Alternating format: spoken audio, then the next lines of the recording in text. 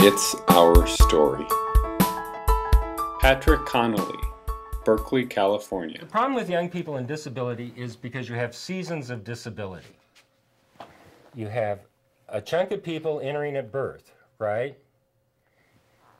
And then your next big chunk of entering is between about 18 and 22 when kids are graduating and starting to learn how to drink and stuff. So you have a huge number of spinal cord injuries. And then that drops off.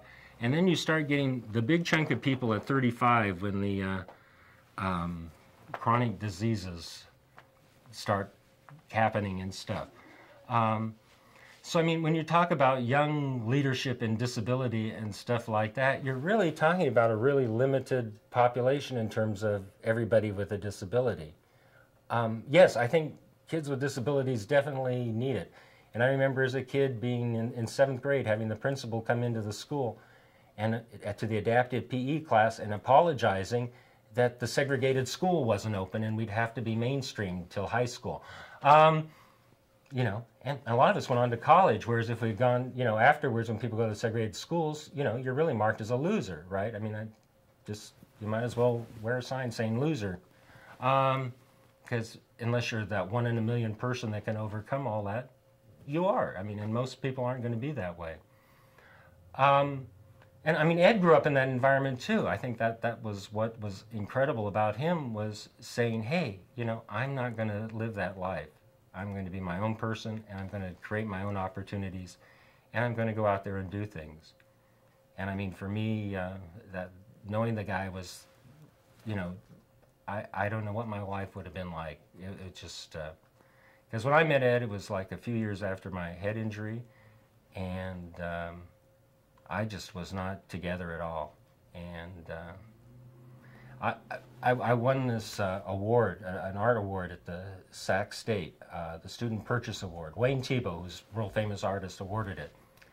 And they called me in there and told me that they weren't going to give me a reception, and told me I would probably cheapen the award if I accepted it, because I was a head injured person and I kind of acted really retarded, or mentally retarded. Symptoms of it, that's politically incorrect to say that way. But, you know, I didn't know I was disabled. I mean, the professors there, I mean, there was one guy, Carlos Villa, because there was another woman there who had a stroke, and she was trying to get into the art education program, and they denied her. The faculty voted not to accept her into the program to become an art teacher. And he was livid because he said, you know, you guys don't get it. You're being discriminated against on the basis of your disability. And we just kind of stood there and didn't understand what was going on. Even though we were achieving, we were being told we were losers. And I think that's what Ed did. He changed that. And if that's the most important thing he ever did, I think that's an incredible thing. I think that message can be kind of sicky and icky, like they made Helen Keller sicky and icky.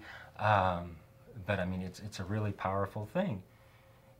And that's not about getting somebody on Section 8 housing with a SSI and benefits and stuff. It's not about that. It's about being your own person and going out there. And some people are never going to work. I mean, some people have disabilities and kinds of things where they're just not.